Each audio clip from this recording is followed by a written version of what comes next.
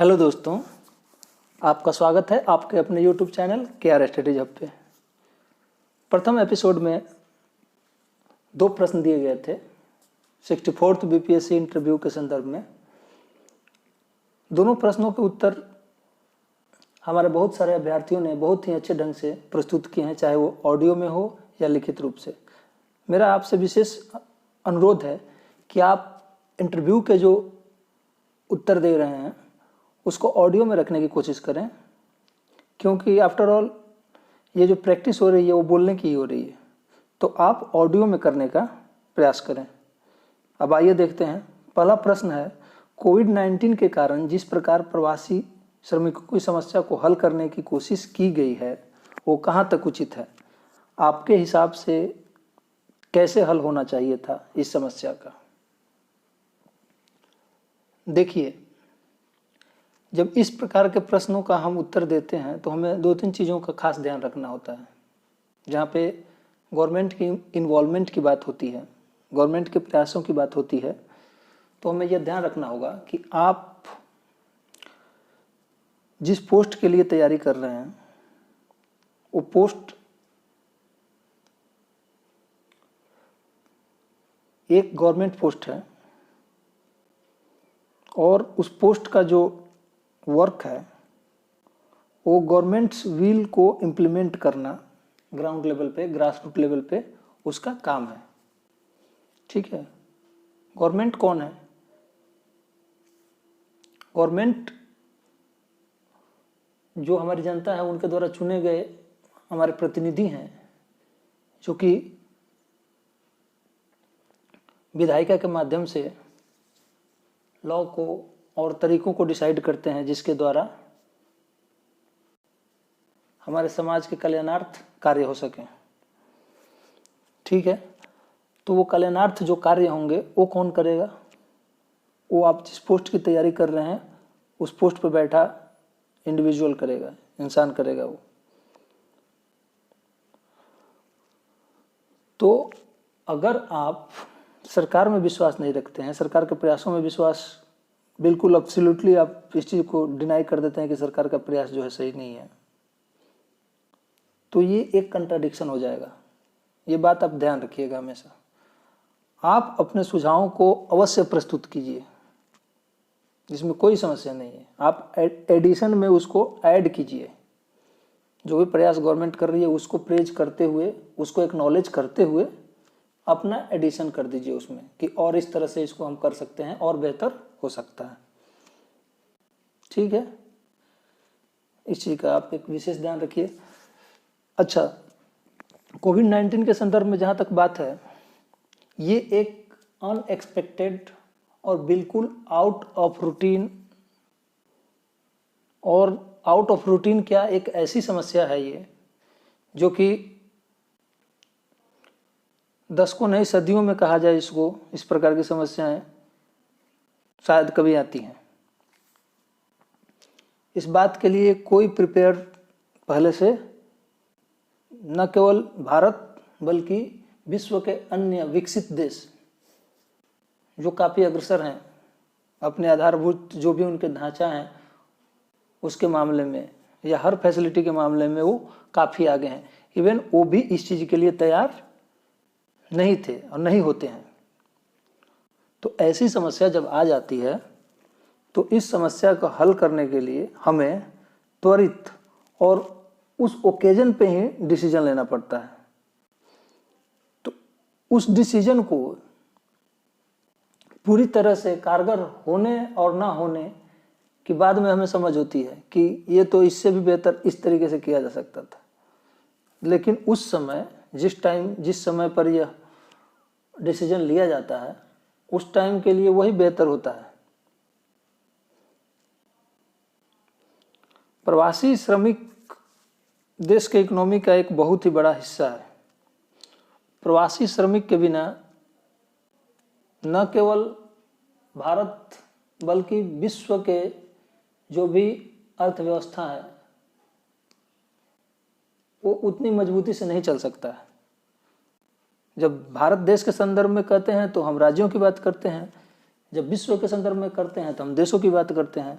हमारे यहाँ से कई काबिल स्कॉलर, कई टेक्नीशियन, कई इंजीनियर्स, कई साइंटिस्ट, कई विज्ञानविद, शिक्षाविद, दुनिया के जो विकसित देश हैं उनमें अपना योगदान कर रहे हैं जाके। उसी प्रकार से जो अपने देश के लेवल की बात है, देश के स्तर की बात है, उसमें विभिन्न राज्यों के श्रमिक उस जगह पर जहाँ जॉब की संभावनाएं ज़्यादा हैं वहाँ पर जाकर अपना योगदान दे रहे हैं और अपने जीवन यापन को बेहतर बनाने की कोशिश कर रहे हैं। तो चूंकि कोई इसके लिए तैयार नहीं था, अब उनके लिए वहाँ पर भोजन और बेसिक जो रिक्वायरमेंट होती है उनकी पूर्ति करने की सरकार की कोशिश की गई।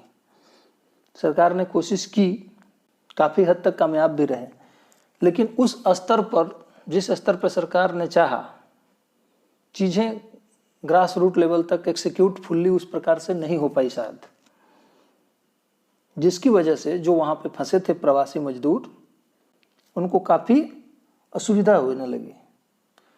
उस असुविधा के कारण वो फिर उनमें कहीं ना कहीं आत्मबल की कमी हो गई, असुरक्षा की भावना उनके अंदर हुई, अनिश्चितता की भावना हुई। वो सोचने लगे कि अब हमारे पास ऑप्शन क्या है, जैसे मौका मिले हम अपने गांव चले जाएं, अपना जो मूलतः जहाँ के निवासी हैं वहाँ पहुँच जाएं, तो वहाँ पे कम से कम घर बार है, भोजन पानी की समस्या उतनी विकट नहीं होगी, गांव में जो अपना क्षेत्र है वहाँ पे लोगों में सहयोग की भावना भी शहरों की तुलना में कुछ ज़्यादा है, बॉन्डिंग ज़्यादा है। तो इसलिए वो बिल्कुल आतुर हो गए अपने अपने जो उनका निवास स्थल था वहाँ पर पहुँचने के लिए। अब सरकार समझाने बुझाने के बावजूद भी सरकार के वो इस बात से संतुष्ट नहीं हो पाए कि यहाँ पे उनको भोजन पानी और जो बेसिक नेसेसिटीज़ हैं उनकी पूर्ति हो जाएगी। तो जब इस बात के लिए वो संतुष्ट नहीं हो पाए तो वो फिर अपने घरों की तरफ पैदल या साइकिल से या जिस प्रकार से उनको उस टाइम संभव लगा वो प्रयास करने लगे। सरकार की चिंता अपने जगह पे वाजिब है कि अगर कोई इन्फेक्टेड पर्सन इस प्रकार से अपने गांव घर पहुंचेगा तो रास्ते में जितने भी लोगों से वो मिलेगा उनको इन्फेक्शन का खतरा हो सकता है और यह महामारी बड़े पैमाने पर फैल सकती है। तो उस परिस्थिति में सरकार ने जो प्रबंध किए कि जो लोग भी घर पहुंच रहे हैं किसी भी प्रकार से, तो गांव के सीमा पर एक इस प्रकार की व्यवस्था करना जहां पे उनको 15 दिन तक क्वारंटाइन रखा जा सके, अलगाव में रखा जा सके, आइसोलेशन में, और उसके बाद अगर वो ठीक हैं तो उनको गांव में प्रवेश करने दिया जाए। इस प्रकार की व्यवस्था की गई। उनके भोजन, आवास और बेसिक जो रिक्वायरमेंट है उनकी व्यवस्था की गई। ये सारी चीज़ें ठीक हैं। जो भी हम एक आइडियल प्लान करते हैं उसको ग्रास रूट लेवल पे बिल्कुल एक्सिक्यूशन होने में बहुत सारी बाधाएं हैं। उन बाधाओं को किस हद तक हम दूर कर सकते हैं, यही एडमिनिस्ट्रेशन की खासियत है। ठीक है, तो सरकार ने समय अनुसार, परिस्थिति अनुसार अच्छा प्रयास किया और चीज़ों को ग्रास रूट लेवल पे इम्प्लीमेंट करने के लिए अपनी व्यवस्था को और मजबूत करने की ज़रूरत है।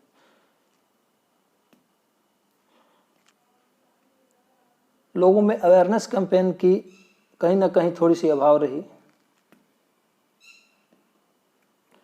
अगर लोगों के बीच इस मैसेज को और अच्छे से प्रस्तुत किया जा सकता या प्रसारित किया जा सकता कि आप यहीं पे रहिए, आपको सारी व्यवस्थाएं मिलेंगी, और न केवल ये प्रसारित किया जाता बल्कि साथ साथ उस चीज़ पर भी और ज़्यादा काम होता कि उनकी जो मूलभूत आवश्यकताएं हैं उनकी पूर्ति पर्याप्त रूप से हो सके, उनको कोई परेशान न करे किराए के लिए, उनको जो मूलभूत आवश्यकताएं हैं जिनसे जीवन यापन होती है कम से कम उनकी कमी ना हो, तो वो रुक सकते थे वहीं पे। फिर वापस जब चीज़ें सामान्य हो जाती, जिस काम के लिए वो आए थे वो काम वापस प्रारंभ हो जाती, तो फिर वो मेन स्ट्रीम में आ जाते, समस्याएं धीरे धीरे हल हो जाती। लेकिन चूंकि बीच में कहीं ना कहीं